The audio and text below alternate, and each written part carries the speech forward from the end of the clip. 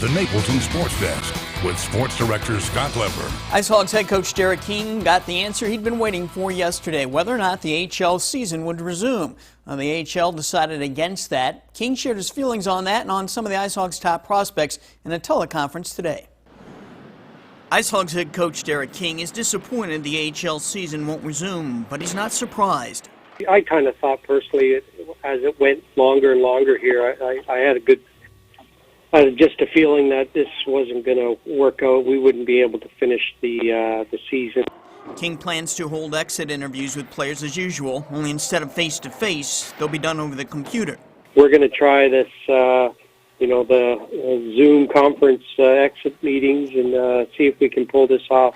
So the uncertainty over whether or not the season would resume has been addressed. In King's mind, there are still more questions than answers about what happens next. Right now, it's just kind of in a holding pattern. I think, it's not easy times.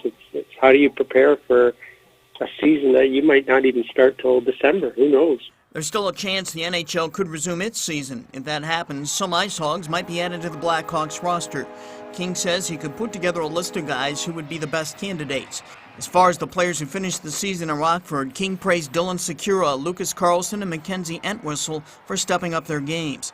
He says if he had to pick an MVP, it would be forward Brandon Hagel. He really stepped up. He's a battler.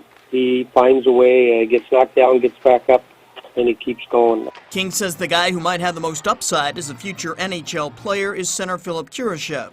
I would keep an eye on this case. He looks like a pro. He does everything like a pro. It's just getting comfortable and staying healthy. As far as the firing of Blackhawks president John McDonough goes, King doesn't think that'll affect him. We've had a couple of staff meetings, and there's no reason for anybody to be alarmed or nervous about anything. That was a decision they made, and that's out of my league. I stay in my lane here.